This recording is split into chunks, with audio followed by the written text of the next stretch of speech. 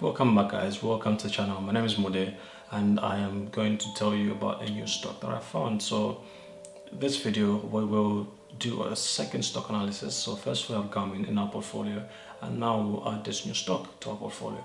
I think this new stock is actually good for people that don't like difficult businesses. They want something simple to understand, something they can keep up with, something they can follow. If this is your kind of business, then anyway, leave me one of these and I will really appreciate it. If you spend some time on YouTube, I'm sure you've seen a lot of YouTube channels talking about finance, stocks, bonds, all kinds of things. But one problem still exists. The problem is that they have no understanding of businesses.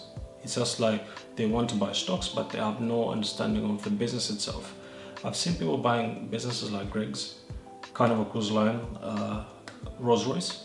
These businesses will be good investments, but looking at the way things are right now, I don't think you should be doing anything. I don't think you should be getting involved with such businesses. So if you're wondering what the business is Logitech. I know if you're a gamer, you might have heard about this business. If you're not, maybe you may not have heard about this business, or maybe you might have seen the mouse or the speakers or whatever you might have seen.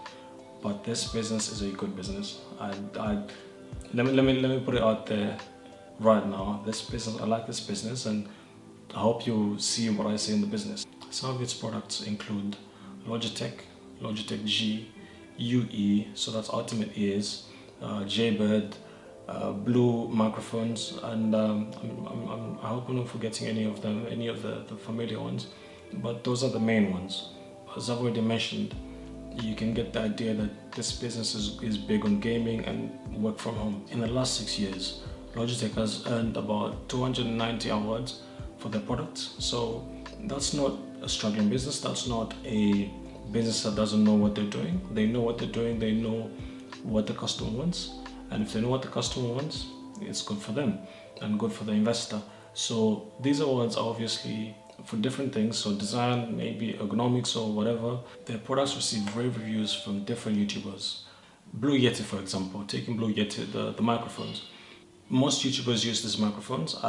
Many of the YouTubers I've watched, many of the channels I subscribe to, they use these microphones and they sound good. These are good quality microphones.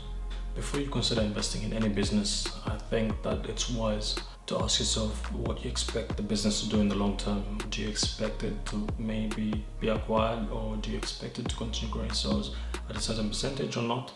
And with this one, I actually see Logitech continuing growing revenue in the long term. Being that Logitech is big in gaming, I expect Logitech to perform well in this department.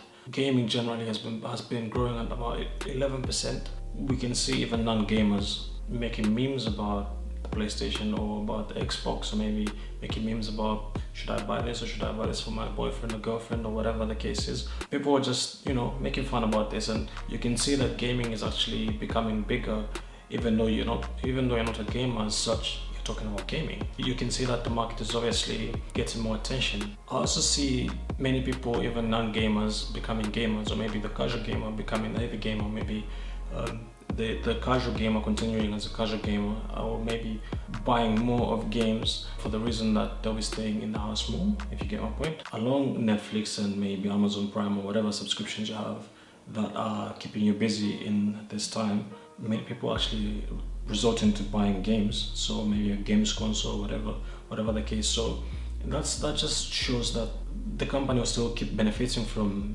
this growing industry in the long term. The other area I see the business performing well is in streaming. A lot of people have been streaming, so not only gamers but people on other platforms, the platforms I'm talking about. Streaming is obviously becoming bigger than it was in recent years. People are becoming more, becoming free and just doing all kinds of things in their streams or whatever they're doing. But anyway, that's not for me to judge, but we can see that it's growing. It's a growing industry. Recently, we also saw that AOC was on Twitch gaming with different people playing. I don't know what game it was, but I'm not really a huge gamer. But we're not really used to seeing politicians or maybe people into politics playing games, and especially on Twitch. If they do, maybe they might be doing this in their own houses, but not on Twitch. you know, this just brings more attention to this, the industry. The gaming thing, the gaming theme will continue, and obviously companies like Logitech, Razer, and the others in the same sector will obviously continue to benefit. Work from home, so it's not just, you know, our current situation. I feel like this is going to go on for some time. I feel that the work from home trend is going to continue in, you know, in the longer term. And you can see some companies like Microsoft and the other big ones that have been adopting work from home as an alternative. If you live very far, or maybe you don't want to go into the office every day, you might just work from home and, you know, do your thing. So it's becoming more acceptable. Now, all these things are mentioned, they're obviously creating many opportunities for Logitech. So if they're not benefiting from streaming, which is the webcams, they might be benefiting from gaming. In many ways than one, the company is going to benefit whether you like it or not. This is like one of the few companies that has been benefiting from the current situation. I don't need to tell you, but companies like Zoom, Skype, Microsoft Teams, whatever platform, these will obviously help the business increase their sales. Sales have increased 75%, operating income and net profit income nearly 300%. And don't get me started on the EPS. Looking at the last quarter, we can see that pointing devices have grown 26%, keyboards 44%, webcams about 258%. These are not small growth numbers. Usually companies grow maybe 10%, 5%, and then you grow your revenue at 200%. That's incredible. Tablet and accessories about 144%, gaming 84%, and obviously gaming is only now, but with the release of the new consoles, we can see this number maybe doubling. I wouldn't be surprised if it did. I'm actually looking forward to it because I know it's going to happen. It's just a matter of time. Let's just give it maybe 6 months. Maybe by June next year, we might expect the company to perform even better than what we currently see. Mobile speakers, obviously, as the name suggests, mobile speakers, you buy this to, you know, you're going to the park or maybe for a party or whatever, you're going to your friend's house, you carry this product with you and you play music. People are not moving around, people are staying indoors, people are sticking to themselves, so there's no reason why you're going to buy a portable speaker, just as much as there's no reason to buy new clothes. Retail is declining as well. I feel like it's the same idea with mobile speakers. The smart home is facing stiff competition from Google and Apple. I understand where the competition is coming from and I understand why sales are dropping this much, but if you also notice, it accounts for only a small percentage, so only $9 million in sales compared to maybe $200 million in keyboards.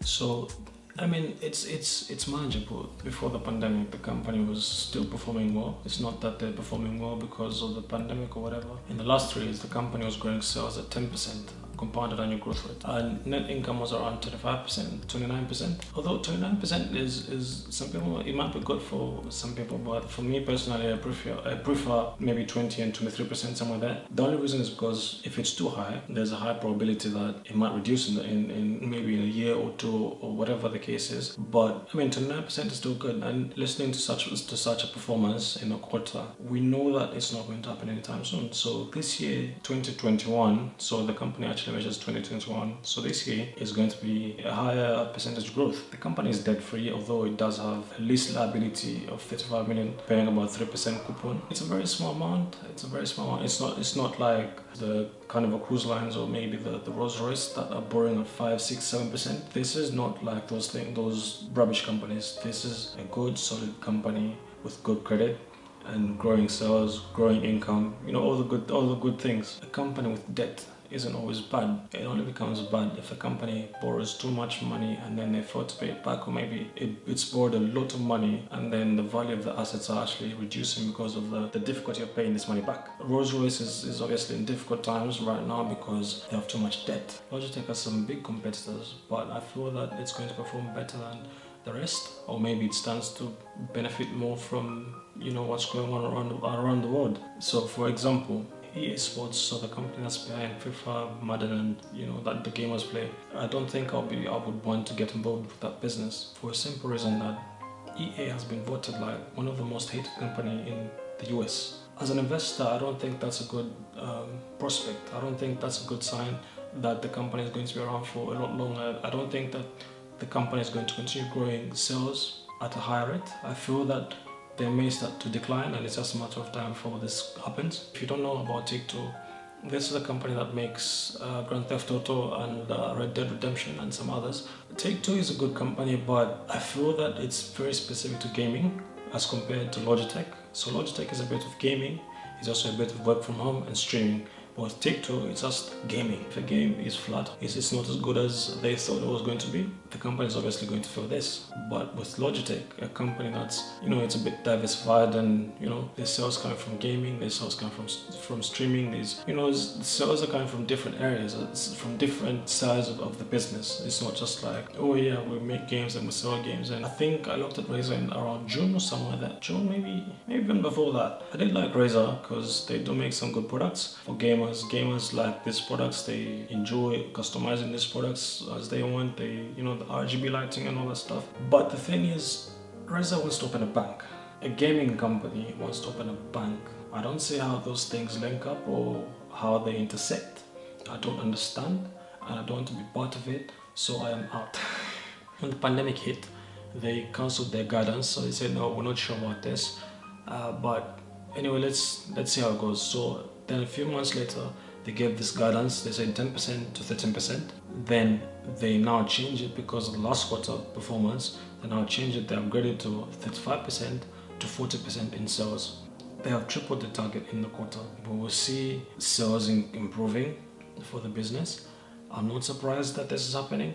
Operating income was previously 410 million. It's now 700 million to $725 million.